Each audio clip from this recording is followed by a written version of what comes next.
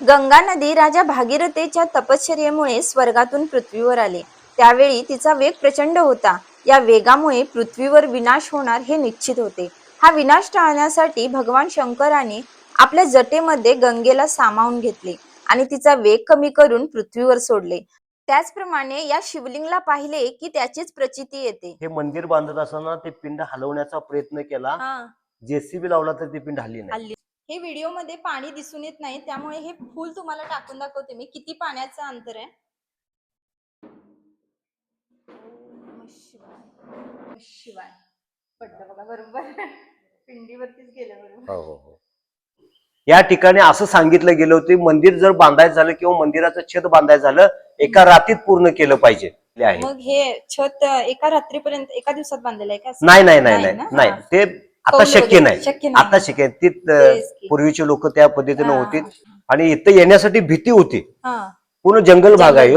इथं सापांचा दिवसा वावर असतोय. शांतता जर निर्माण झाली, निर्मनुष्य जर जागा ठेवली तास 2 तास 3 तास, तर सध्या इथं तुम्हाला सर्प आलेला दिसणार. हो म्हणजे मंदिरात. हो मंदिरात. बापरे.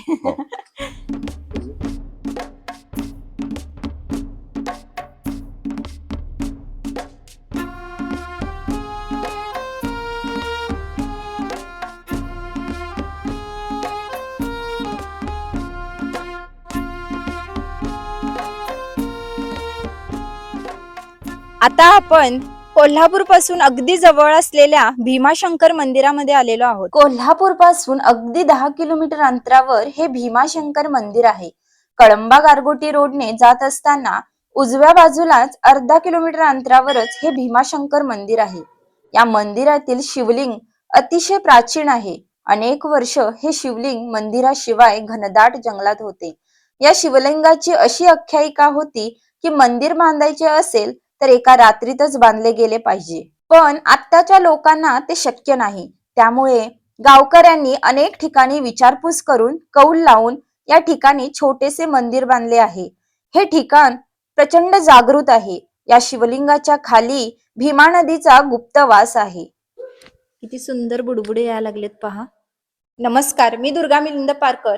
आता आपण भीमाशंकर मंदिरात आलेलो आहोत. आता या भीमाशंकर मंदिराविषयी संपूर्ण माहिती येथील पुजाऱ्यांच्याकडून जाणून घेऊया. तुमचं नाव सांगा. नमस्कार, माझं नाव एस जाधव. मी कोल्हापूर ITI मध्ये टीचर म्हणून काम करतोय. हे सध्या आपण ज्या ठिकाणी आहोत ते भीमाशंकर असं पवित्र मंदिर असून या ठिकाणच्या जागेला ऐतिहासिक आणि धार्मिक असं खूप महत्व आहे. या ठिकाणी गुप्त नदीचा वावर आहे आणि आतमध्ये शिवलिंगाला कान लावल्यानंतर वाहत्या पाण्याचा खळखळ असा आवाज येतो आणि ही नदी वर्षातून 2 महिने आपल्याला दर्शन देते. सध्या ते पिंडीमधून पाणी प्रवाहित झालेलं दिसून येते आणि या ठिकाणच्या जागेचा इतिहास असा की श्रीकृष्णानं ज्या लीला केल्या त्या संपूर्ण लीला या संपूर्ण भागामध्ये झालेल्या आहेत. तर वसुदेवाला आणि देवकीला ज्यावेळी कंस जेलमध्ये टाकतो त्याच्यानंतर श्रीकृष्णानं ज्या काही लीला केल्या आणि त्या त्यांना पुन्हा पाहायच्या असतात. मग ते आपल्या मुलाकडे हट्ट करतात की आम्हाला तू ज्या काही लीला केल्यास ते परत दाखव.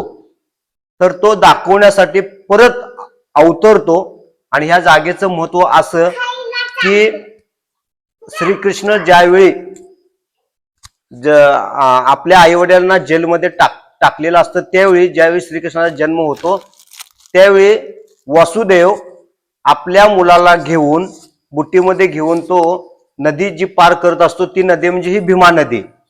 आणि या भीमा नदीतून पार करून पुढे जात असताना प्रति पंढरपूर नंदापूर हे नंदराजाचं गाव, नंदवाळ ज्याला प्रति पंढरपूर आपण म्हणतो, त्या नंदराजाकडे श्रीकृष्णाला वासुदेव हे सुखरूप ठेवतात. त्या वासुदेवाचं गाव वाशी आणि देवकीचं गाव देवाळे. आणि त्याच्यानंतर श्रीकृष्ण ज्या काय कृष्ण लीला करतो म्हणजे कालिया मर्दन वगैरे जे करतो तो गोकुळ शिरगाव या ठिकाणी जवळच आहे आणि त्या ठिकाणी मोठा तो डोह आहे आणि श्रीकृष्णाचं मोठं मंदिर आहे. त्याच्यानंतर श्रीकृष्ण जो गोवर्धन पर्वत करंगळीने उचलतो तो सध्याचं गिरगाव पर्वत. असा ह्या परिसराला म्हणजे हे नेमकं कुठल्या भागात येते? नंदवाळ ह्या परिसरामध्ये येते. हा नंदवाळच्या एरियामधलाच भाग आहे हा. आणि प्रति पंढरपूर नंदवाळ आणि गोवर्धन पर्वत गिरगाव यांच्या दोन्हीच्या मध्ये हे मंदिर आहे. अतिशय पवित्र असं मंदिर आहे. या मंदिराचा उल्लेख आणि या संपूर्ण भागाचा इतिहास करवीर काशी ग्रंथामध्ये नोंद आहे. भीमा नदी हे तिच्या आत गुप्त नदी आहे काय? हो, या ठिकाणी गुप्त नदी आहे. गुप्त नदी. वर्षातून एकदा ती प्रकट होते. हा. आता सध्या ती प्रकट झालेली आहे. म्हणजे हे पावसाळ्यातच प्रकट होते काय का हो, अजून एकदा कधी? पावसाळ्यामध्ये प्रकट होते. हा. इथून पुढे ते 3 महिने असते. 3 महिने म्हणजे दिवाळीपर्यंत. दिवाळीपर्यंत असते. हे पाणी जे भरलेलं आहे हे दिवाळीपर्यंत असते. हो, हे संपूर्ण नॅचरल आहे. शिवपिंडीतून ते बाहेर येते. म्हणजे एरवी आता आपल्याला असं मोठी नदी कुठे जाऊन मिळाले असं काय नाहीये. नाही, ही खाली आपले पंचगंगेला गेलेल्या वड्याच्या स्वरूपाने ना पंचगंगेला जो बाजूला जो वडा आहे हो त्या वड्याजवळ डायरेक्ट पंचगंगेला पोहोचले. पंचगंगेला जाऊन मिळाले. हो, साईडला नागमूर्ती आहे आणि 2 देवता आहेत. त्यांना स्पर्श करून हे पाणी परत खाली जाते. वर्षातून 2 वेळा असं घडतं येतं. म्हणजे आता आणि कधी घडते? आणि पावसाचा जर जोर वाढला तर परत आणि ते पाण्याची पातळी वाढते वरती आणि त्या परत म्हणजे ह्या पावसाळ्याच्या दिवसातच 2 वेळा घडते. पावसाळ्याच्या दिवसातच घडते. या ठिकाणी हे जे मंदिर आता तुम्हाला दिसतंय हे 4 वर्षापूर्वी बांधलेलं आहे. पूर्वी हे पूर्ण ओपन होतं. या ठिकाणी असं सांगितलं गेलं होतं मंदिर जर बांधायचं झालं किंवा मंदिराचं छत बांधायचं झालं एका रात्रीत पूर्ण केलं पाहिजे. मग तो इथला पुजाऱ्यांनी गाववाल्यांनी वगैरे इथं कौल वगैरे लावून अनेक लोकांना विचारून मगच मंदिराची बांधणी केलेली आहे. मग हे छत एका रात्रीपर्यंत एका दिवसात बांधलेलं आहे का? नाही, ते आता शक्य नाही. आता शक्य ती पूर्वीचे लोक त्या पद्धतीने होती.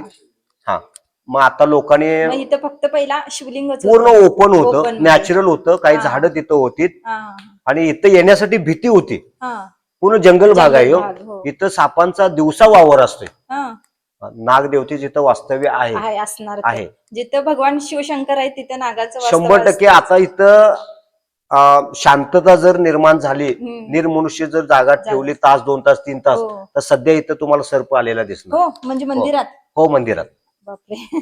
नंदी आणि शिवलिंग एवढंच होतं. आणि ही जी गणपतीची नंतर बसवलेली आहे. म्हणजे मंदिर जेव्हा जीर्णोद्धार झाला त्याच्यानंतर काय? त्याच्या अगोदरच ही गणपतीची मूर्ती म्हणजे या ठिकाणी थोडी एक व्यक्ती येऊन राहिली होती. तिनं मग ते पूजेसाठी थांबली होती. तिनं ती मूर्ती म्हणा, तो नंदी म्हणा बसवलेला आहे. म्हणजे पहिला मेन जे आहे ते फक्त हे ती स्वयंभू मूर्ती आणि हे साईडला जी मूर्ती असतात ना एवढंच होतं. हे 3 आणि हे. आणि त्या साईडला तिथे बघा कटडा होता छोटासा.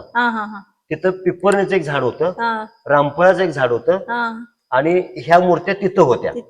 रचलेला ढीग होता, त्याच्यात शॉपवद होती सगळी. तिथं जायचं कोणाला धाडस नसाय दिवसा.